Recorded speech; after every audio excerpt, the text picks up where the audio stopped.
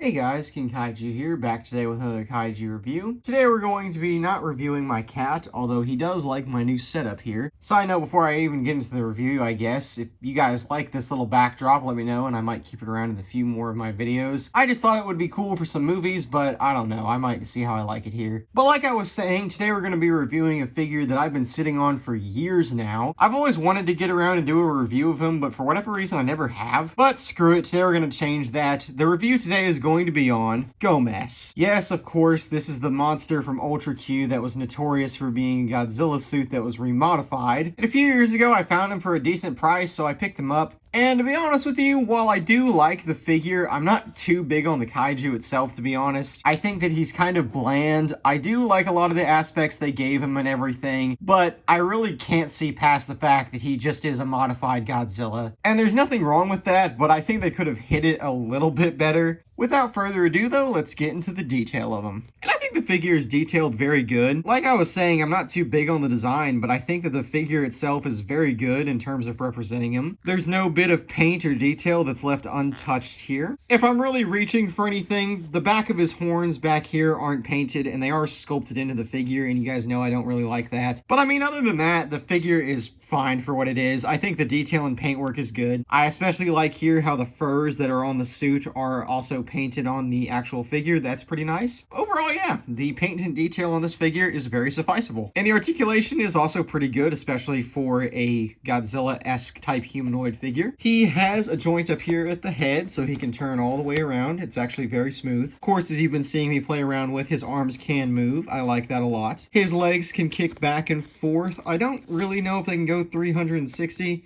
I guess, yeah, you can kind of force it, but I wouldn't recommend him. And his tail can also rotate. So he has 6 points for articulation, which is pretty damn good. I don't see a lot of these figures having that much articulation, but this guy having that is very, very nice, and I will take it. Of course, it's time to move on to sizing, and I'm going to start off with not the exact suit that he's based off of, but a similar suit, the 1968 Godzilla. And you can kind of see the influence here. The head shape especially is kind of a dead giveaway, and the legs too are very similar. But, I mean, other than that, you can also kind of see what I mean by they didn't really change too much. I know, of course, they put a lot of horns on him, they changed the back, and they even give him a split tail, but I think they could have done more. I think they should have modified the face a little bit to give him a less Godzilla-esque appearance. I think that would have been cool. Next up, I'm going to have a more recent Ultra. I'm not sure if this is the Ultra that he reappeared for. I don't think it is. I want to say that's actually Mibius, but regardless, here's just a random Ultra figure in that case. Ultraman Max. And these guys look pretty good next to each other. Gomess is a taller monster, especially because of his horn up here, and this is represented really, really good here, so I think this sizing actually checks out. And for the hell of it, because I do really like this figure too, here is another Ultraman-esque monster, Jet Jaguar. I like the fact that the coloring on both of them kind of contrasts each other nicely, and I think this would be a pretty fun monster for Jet to fight even. And that is going to be the review on the Bandai Gomess. There wasn't really a ton to say in this review. I'm kind of just doing it because this is a figure that I've had for a very long time, and you know, I wanted to do a review of him since I got him, but I never did for whatever reason. I don't know. And maybe it's because there isn't a ton to really say about him. I do like the figure. I'm not saying it's bad by any means. It's actually one of Bandai's better ones. But at the end of the day, Gomess is just kind of a boring monster in my opinion. You guys can tell me in the comments if I'm spewing bullshit here. But I will say that if you can find him for a decent price, I would say pick him up. I got mine for like 40, and I think that that's probably a good one to go for. I've seen him go for like 60 to even 80, and I don't think that is anywhere near what you should be paying for this guy. He's not that good. But thank you all for watching, and I'll see you all in the next video.